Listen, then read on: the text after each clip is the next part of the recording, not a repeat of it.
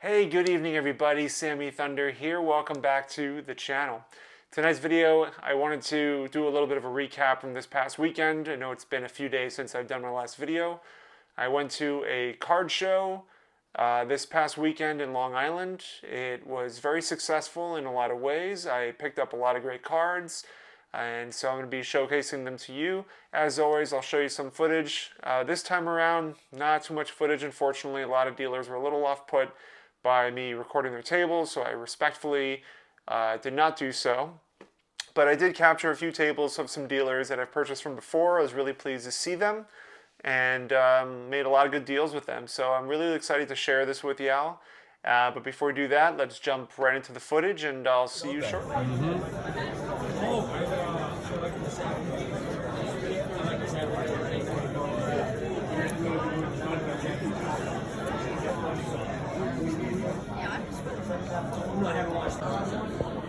Six to 10. This is different. Last name's Sterling and it's Armenian. I'm Kardashian.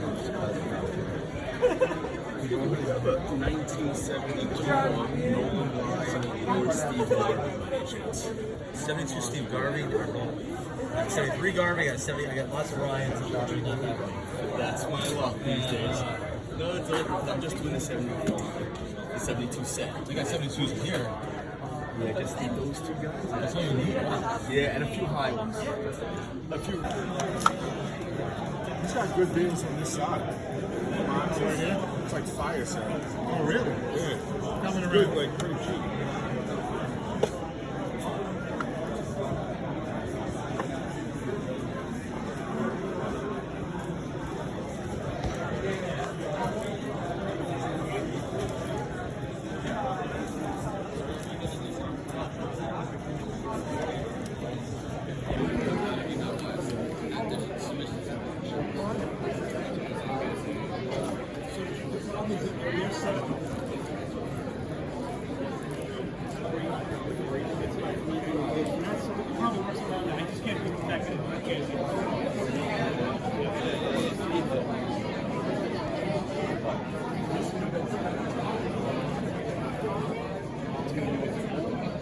All right, welcome back everybody. I hope you enjoyed the footage that I did shoot.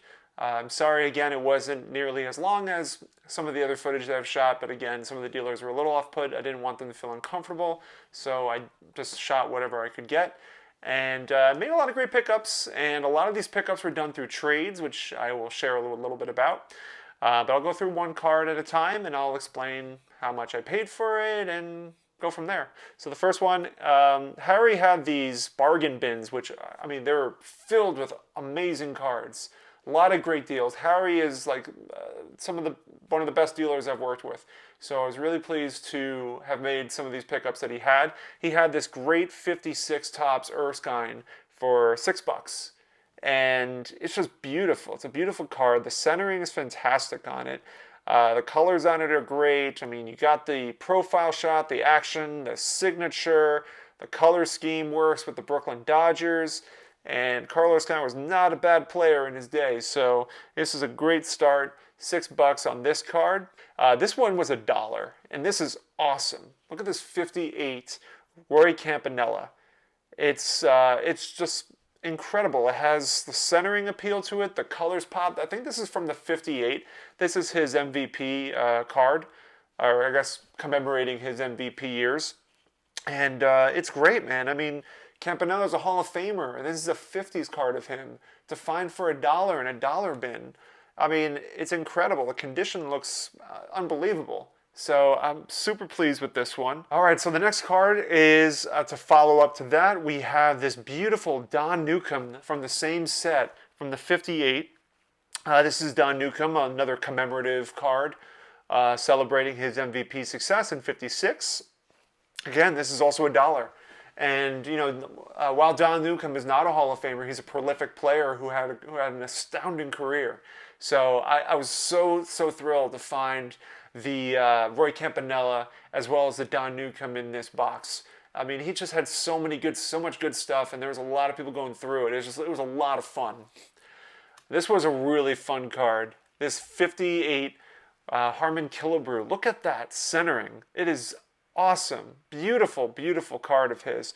And Harmon Killebrew, it just doesn't get enough recognition in the hobby outside of his rookie. And so, I feel like he's underappreciated, but I love Killebrew cards.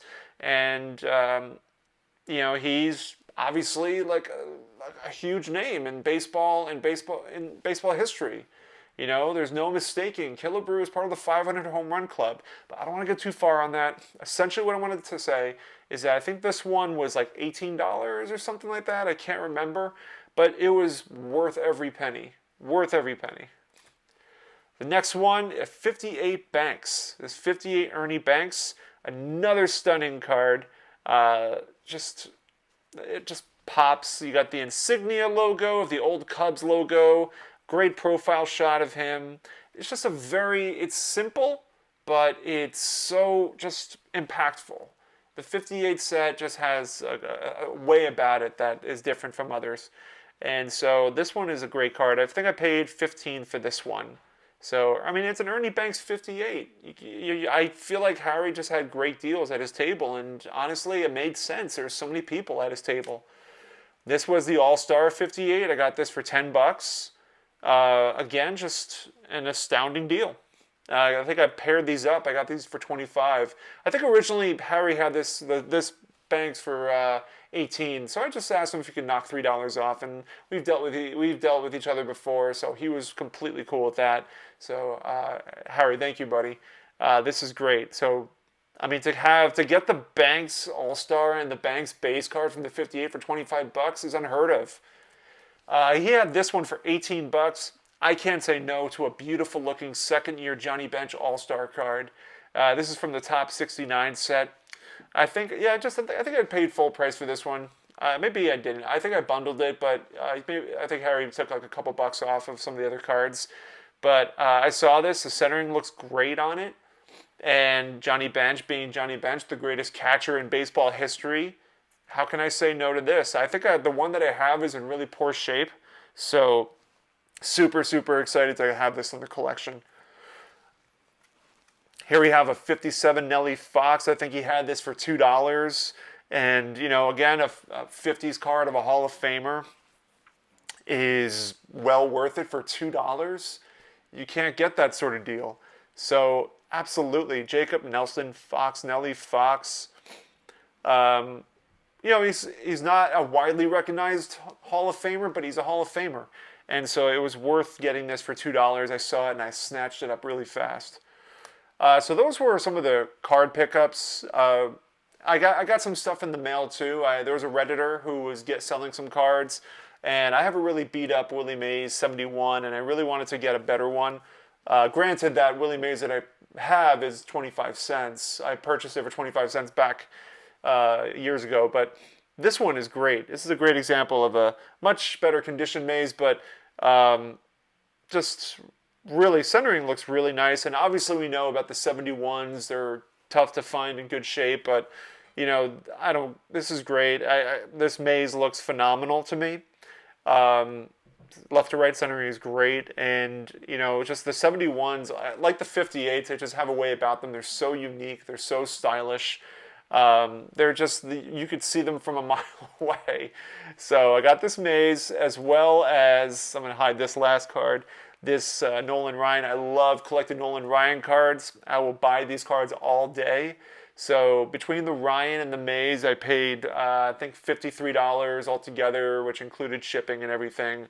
So I love buying the 71s because they're so tough to find in good shape, and this Ryan looks to be in really nice shape. So I'm probably going to send those two off for grading. Who knows? We'll see what they get. It's probably going to be in mid to late February because I'm getting some cards back hopefully soon. All right, so now we're going to be getting to the last two big cards of the show. Both came through trades. The first one came through a card for card trade. I had a 57 Koufax that I was hoping to trade, and so I decided to trade it for this awesome Harmon Killebrew Topps 55 rookie card. And this Killebrew rookie card is quite the looking card, if I may say so myself. like like the 56, the 55s have the action shot, the insignia is great, the profile shot, the color scheme, everything just kind of goes perfectly in line with everything else. It's so well balanced.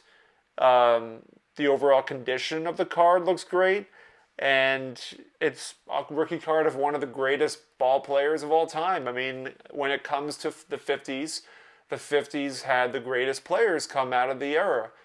You can argue, Ruth and Gehrig, but there's so many big names that are just widespread across the board. I mean, Killebrew, you have Mays, you have Mantle, you have Aaron, you have Banks. I mean, the list goes on. That was like the golden era of baseball. So I really, really wanted to get this card in my collection, the Killebrew rookie, and I'm so glad to have it. On the back, it looks great. True or false? Before 1850, a runner was out if he was hit by a thrown ball. That's still true, I think, if I'm not mistaken. I think that rule still holds true. And finally, the last big trade was trading up from my Tom Seaver rookie card. I really wanted to get it in an SGC, and so the rookie card that I had. Let me see if I can get this in. There we go. The rookie card that I had was in a PSA 3. And so I kind of want to get my collection to be all SGC just for consistency. Maybe I'm just a bit neurotic, but I really wanted to get this.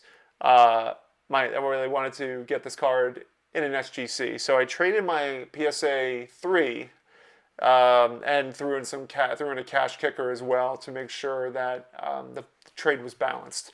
So this was really nice, and this Seaver looks to me better than a 4.5, but this Seaver is only trending up. I mean, it's a high number card, and Tom Seaver is one of the greatest pitchers and of all time. Being a New York Met kind of helps. And see the back. Back looks great. Centering is amazing on it. I'm really, really pleased. And y'all know how I feel about collecting Tom Seaver. He is one of my favorites to collect outside of Mays and Ryan and so forth. But yeah, those were the two big ones, the Killebrew and the Seaver, as well as a lot of the smaller hits as well. And I'd love to hear what you think. As always, I appreciate y'all watching. If you want to watch more, check out the playlist above for more baseball card shows. And do not forget to subscribe to the channel if you are new so you can be in the know for future videos. I have a card show this weekend I'm really looking forward to that I'm selling at. So I'll definitely shoot some footage there. Maybe I'll make some pickups. We'll see what happens. Have a great rest of your night, y'all. Take care.